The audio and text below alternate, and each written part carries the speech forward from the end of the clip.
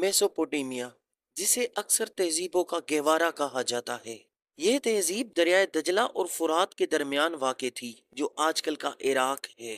Mesopotamia ابتدائی کچھ تہذیبوں کا گھر تھا، جن میں سے کچھ یہ تھے: سومیرینز، اکادینز، بابلونینز اور اسارینز شامل تھے۔ وقت گزرنے کے ساتھ ساتھ یہ سرزمین مختلف سلطنتوں کا حصہ بنتی رہی، جیسے کہ سلطنت فارس اور بعد میں اسلامی خلافتیں۔ میسوپوٹیمیا کے لیے عراق کا نام 6 صدی میں ساسانی سلطنت کے دوران استعمال ہونا شروع ہوا، اور 20ویں صدی کے اوائل میں سلطنت عثمانیہ کے زوال کے بعد یہ جدید ریاست کا آفیشل نام بن گیا۔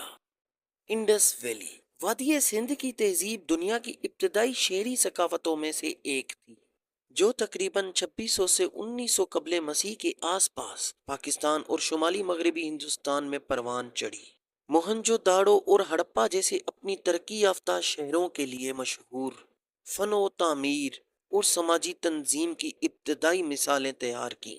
وادی سندھ کی تہذیب کے زوال کے بعد اس خطے نے سلطنتوں اور حملوں کا ایک سلسلہ دیکھا ہے، جن میں موریہ اور گپتا سلطنتیں اور بعد میں اسلامی خلافتیں شامل تھیں۔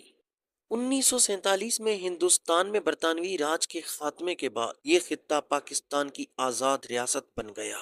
رومن امپائر، رومی سلطنت جس نے 117 عیسوی میں اپنے عروج پر یورپ، شمالی افریقہ اور مشرق وسطیٰ کے بیشتر حصوں پر حکومت کی، تاریخ کی سب سے طاقتور سلطنتوں میں سے ایک تھی۔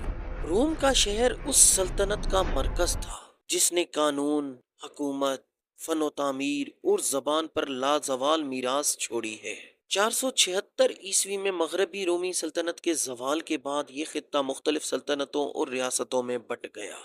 سن 1861 میں ملک کا نام اٹلی کے طور پر سرکاری ہو گیا۔ پرشین امپائر، فارسی سلطنت دراصل سیریز آف ڈائنیسٹی کو کہا جاتا تھا، جو موجودہ ایران کی جگہ واقع تھیں۔ 6 قبل مسیح سے لے کر 20ویں صدی عیسوی تک ان سلطنتوں کا سلسلہ جاری رہا۔ پہلی فارسی سلطنت، جس کی بنیاد سائرس دی گریٹ نے 550 قبل مسیح میں رکھی تھی، اس کے بعد یہ سلطنت تاریخ کی سب سے بڑی سلطنتوں میں سے ایک بن گئی۔